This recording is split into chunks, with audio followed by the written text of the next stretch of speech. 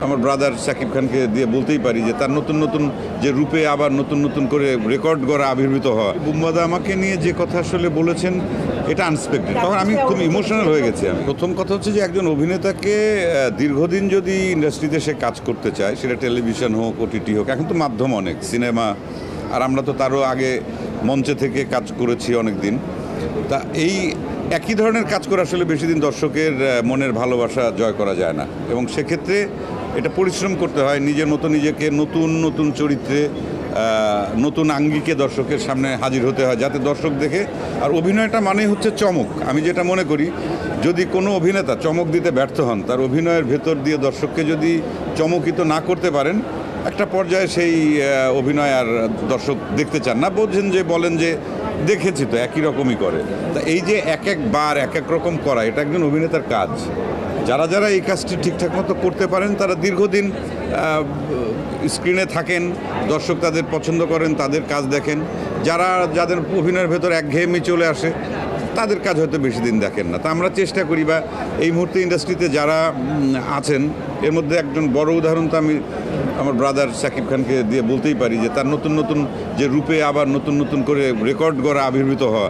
তো এই জায়গা থেকে আমরা আমাদের মতো করে চেষ্টা করছি, নিশোর মতো করে চেষ্টা করি সবাই, মোশাররফ বা যারা যারা আমরা রেগুলার এখন কাজ করি, প্রত্যেকেরই কিন্তু একটা ডাইমেনশন বের করার জন্য নতুন নতুন ডাইমেনশন। কারণ আমাদের অভিনয় কিন্তু প্রায় যদি ধরি, আমাদের প্রায় 30 বছরের কাছাকাছি, বা কারো কারো 30 বছরের বেশি সময় ধরে আমরা অভিনয় করছি। তা 30, 40, 35 বছর ধরে অভিনয় করাটা একটা ইন্ডাস্ট্রিতে এটা খুব সহজ কাজ না। তা এতদিন ধরে যদি কেউ যদি আমাদের দেখে থাকে, বা এখনও দেখতে চান, বা ভবিষ্যতে যদি আরও দেখেন, তাহলে প্রথমত হচ্ছে আমরা উই আর ব্লেসড, এবং সেই সাথে আমরা যে পরিশ্রমটা করি, দর্শকের কাছে হয়তো সেটা ভালো লাগে, সেই জন্যই দর্শক দীর্ঘদিন ধরে আমাদেরকে সহ্য করছেন। কিন্তু প্রতিজ্ঞা একটাই, কথা একটাই, যে আমরা আসলে নতুন নতুন গল্পে, নতুন নতুন চরিত্রে দর্শককে নতুনভাবে চমকিত করব, নতুনকে চমক দেব, তাহলেই হয়তো আমাদের কাজ দর্শক দেখবেন। পণ্ডিত অজয় চক্রবর্তী, ওনাকে আমি গুরুজি ডাকি, ওনার সঙ্গে আমি দেখাও করেছি কলকাতাতে। অসম্ভব মানে কি বলবো, পণ্ডিত তো পণ্ডিতই, এবং মানুষ হিসেবে যে কত বড়, এটা আমি সামনাসামনি তার সঙ্গে যখন দেখা করতে গেলাম, আমার স্বপ্ন ছিল একটা, যে ওনার মতো এরকম একজন মানে গুণী, মানে কি বলবো, সাধক আর কি বলা চলে, সঙ্গীত সাধক এবং সঙ্গীত গুরু, সঙ্গীতজ্ঞ, ওনার সঙ্গে আমি দেখা করব। তার আগে আমার দুটো প্রোগ্রামে ওনার সঙ্গে দেখা হয়েছিল, একটা আমেরিকাতে একটা প্রোগ্রামে, আর একটা কলকাতাতে একটা প্রোগ্রামে। তারপর থার্ড টাইম ওনার সঙ্গে ফোন নাম্বার আদান প্রদান যখন হলো, পরে দেখা গেল যে উনি এবং ওনার স্ত্রী আমার নাটক দেখেন, বিশেষ করে ইউটিউবে আমাদের বাংলাদেশের প্রচুর নাটক দেখেন, এবং ওনার স্ত্রী বললেন যে আমি তো ওকে অনেক আগে থেকে চিনি, এবং ওনার স্ত্রীকে আমি গুরুমা ডাকি। এবং এই 3-4 দিন আগে ওনার সঙ্গে কথা হলো, অনেকদিন গ্যাপ ছিল, যোগাযোগ ছিল না। আমি জিজ্ঞেস করলাম, গুরুজি আপনার শরীর কেমন আছে? এবং আমাকে খুব স্নেহ করেন। আবার টুকটাক যেহেতু আমি গান বাজনা করি, উনি আমাকে বলেছেন যে তুমি একবার সময় করে এসো, আমি তোমাকে কিছু বিষয় আমি তোমাকে দেবো আর কি, টিপস দেবো, গান যেহেতু তুমি গাওই। তা আমার আর সেই সুযোগ এখনও হয়নি। এবং ওনার গান তো যেটা আমি শেয়ার করেছি, মানে অসম্ভব প্রিয় আমার একটি গান। যে যত কথাই বলি না কেন, আগের যে কাজগুলোর মধ্যে না একদম সরল একটা বিনোদন ছিল।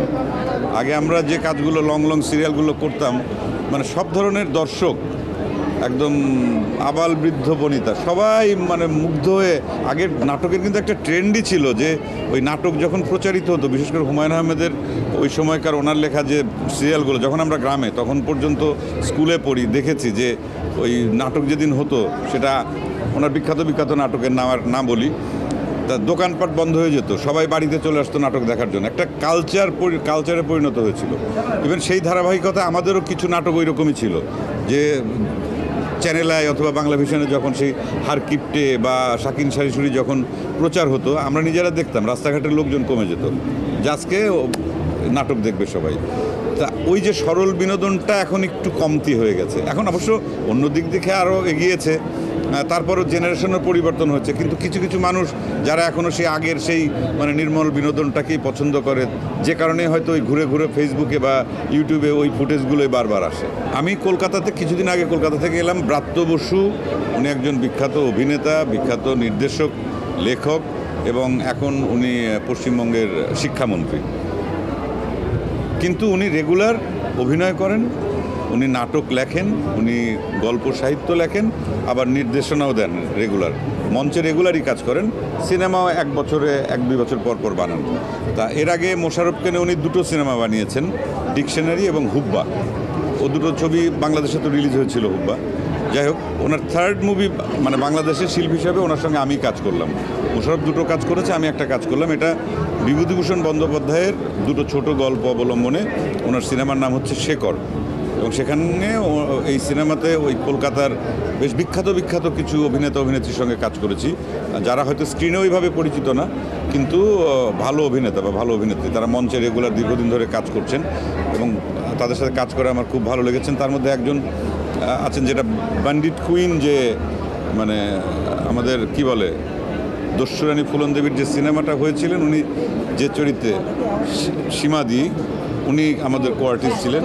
আমি আমার জুনিয়র সিনিয়র যার যখন ভালো কাজ দেখি, এবং আমার সম্ভবত এমন কোনো মানে ছোট ভাই বোন নাই যারা অভিনয় করেন আর কি, নতুন যারা ইন্ডাস্ট্রিতে এসছেন, এদের কোনো ভালো কাজ দেখলে প্রত্যেকের কোনো না কোনো এক্সপিরিয়েন্স আছে, যে একটা ভালো কাজ দেখেছি, আমি ফোন করেছি, বা ফেসবুকে হয়তো আমার সঙ্গে আছে, আমি তাকে উইশ করেছি। এটা আমি করি, এটা তো করা উচিত, কারণ নতুনরা ইন্সপায়ার্ড না হলে পরে তাদের সেই জায়গাতে তারা আসবে কি করে।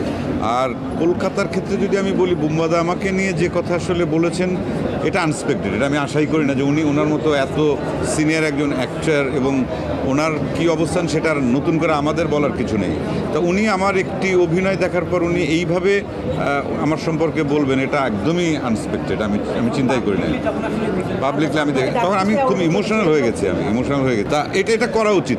সিনিয়র অ্যাক্টরদেরকে, মানে জুনিয়র অ্যাক্টর যারা থাকে, তাদেরকে সাপোর্ট করা উচিত মানসিকভাবে, এবং তাদের কোনো ভালো কাজ দেখলে সেই মূল্যায়নটা করা উচিত, তাদের প্রশংসা করা উচিত, তাহলে তারা আসলে ইন্সপায়ার্ড হয়।